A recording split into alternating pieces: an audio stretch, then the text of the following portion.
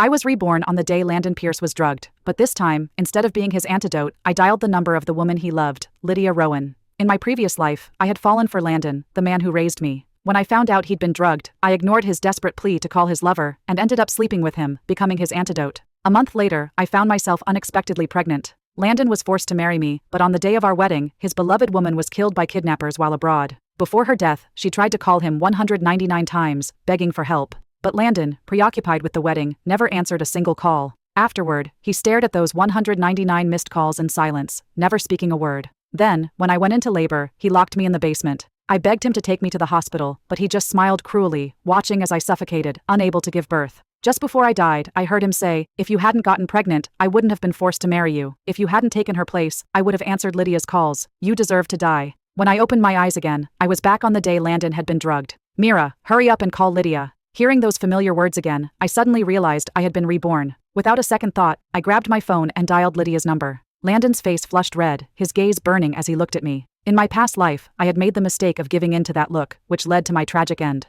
This time, I turned away from his gaze and quickly left his room. "Landon, just hold on. Lydia will be here in 10 minutes. As I shut the door behind me, I heard him mutter my name through gritted teeth, but I pretended not to hear, firmly closing the door and standing guard outside. 10 minutes later, Lydia rushed in. She gave me a complicated glance, visibly relieved when she saw that I was dressed and untouched. Before stepping inside, she shot me a glance. "You can leave now, we don't need you here." I turned and headed upstairs, back to my room. It wasn't until the middle of the night that the downstairs room finally fell quiet. I exhaled deeply. In my previous life, my love for Landon had led me to become his antidote, and I had ended up pregnant with his child. He married me out of obligation, but on our wedding day, Lydia died unexpectedly, and he lost the love of his life. Then, he endured in silence until my due date, locking me in the basement. I begged him, willing to sacrifice my life for the child. That child was his too, but he ignored my pleas, watching us both die horribly, all for the sake of avenging his beloved. This time, I had brought Lydia to be his antidote, and soon, I would leave, completely cutting ties with him. The next morning, Lydia appeared at the family's breakfast table. Landon took a bite of his sandwich, then casually announced, "From now on, Lydia is my girlfriend. I'll marry her, so be nice to her." He glanced at me, then pointed his fork at me. "Especially you. Be nice to my girlfriend and don't cause me trouble." I nodded indifferently, while Lydia smiled smugly at me. I pretended not to notice, and stood up, ready to leave before finishing my breakfast. But just as I got to my feet, I heard Lydia's soft, dramatic sobs. "Landon, does Mira not want me in the family? I know how important she is to you. If she doesn't like me, maybe I should leave." She let a few tears fall, looking as if she'd been deeply wronged. Landon frowned, clearly irritated, and called out to me, "Mira, sit down and finish your breakfast." I didn't respond, coolly saying, "I'm done." Landon's irritation deepened. "Sit down, don't you understand what I'm saying? Is this how I raised you, with no manners?" This time I had no intention of getting involved, but they wouldn't leave me alone. I turned back, offering a polite smile. "I've really finished. You two enjoy your meal, I'll take my leave." Half an hour later, my door was knocked on. When I opened it, I was met with Landon's deep, brooding eyes. I instinctively reached for the door, wanting to shut him out and avoid any confrontation with him, but Landon was quicker, blocking my way with ease. He raised an eyebrow, his gaze sharp as he studied me. "Avoiding me? Why?" He took a step closer, his eyes narrowing as he examined me.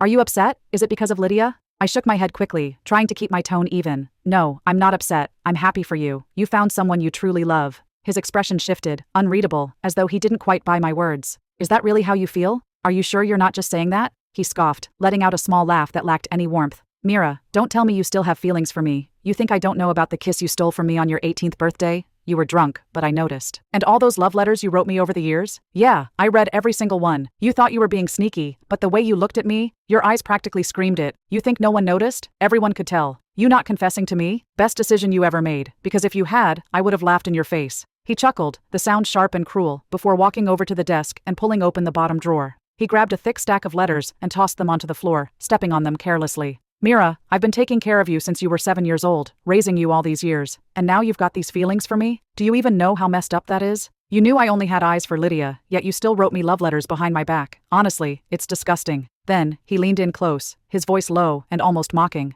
"I came here to tell you something. Yesterday I was drugged. You were looking at me like you wanted to jump me. I know you thought you could be the antidote, but luckily, you didn't go through with it. If you had, I would have been disgusted for the rest of my life. You're just not worth it." A sharp pain twisted in my chest. Even though I'd stopped loving him in this life, hearing those words still hurt. After saying that, Landon warned me to stay away from him so Lydia wouldn't misunderstand, then slammed the door on his way out. I didn't want to be a nuisance, so I decided to head out to take care of some overseas paperwork. I packed my things and left. That night, I purposely waited until almost 10 o'clock to come back. As soon as I walked into my room, I knew something was off. My bed had been moved. Then I saw Lydia had posted an update on social media, a selfie of her lying on the bed, smiling. $1 million mattress really is the best. I just mentioned I wasn't sleeping well, and he immediately replaced my mattress. That's why it's so important to find a man who loves you. She'd taken the mattress Landon bought for me, the one he had custom made when my back injury flared up earlier this year. It cost over $1 million. He used to be so kind to me. He knew exactly what it meant to take care of a girl, especially since he had raised me from such a young age. But he let me fall for him. And now, he stood on some moral high ground, acting like I shouldn't have fallen for him in the first place. And here was Lydia, casually mentioning her bad sleep, and without even telling me, Landon had the mattress replaced. When Landon heard me return, he stood in the doorway, speaking in his usual detached way. Lydia has light sleep, so I gave her your mattress. Anyway, your back's fine now. Doesn't matter which mattress you sleep on. I didn't even look up, just nodded as if I couldn't care less. Landon frowned, watching me closely. Mira, you've suddenly become so reasonable. I'm not sure how to handle this. What's going on with you lately? You used to hate it when I was nice to other people. Why aren't you throwing a tantrum now? Are you planning something? I swear, if you mess with Lydia, I won't let you off easy. I finally looked up at him, my voice calm. I'm not trying to mess with anyone. Honestly, I'd rather no one mess with me. And didn't you always want me to be more sensible? Well, look at me now. You should be happy about it, right? Landon's face tightened, and he muttered, almost through gritted teeth, "Fine, Mira, you really know how to be a pain." With that, he slammed the door and stormed downstairs. Every time he said that, I knew he was angry, but I didn't care anymore. Whether he was angry or not didn't matter. Soon, I'd be gone. The days that followed were simple, almost predictable. Lydia made sure to flaunt her relationship with Landon, and he was still sulking at me.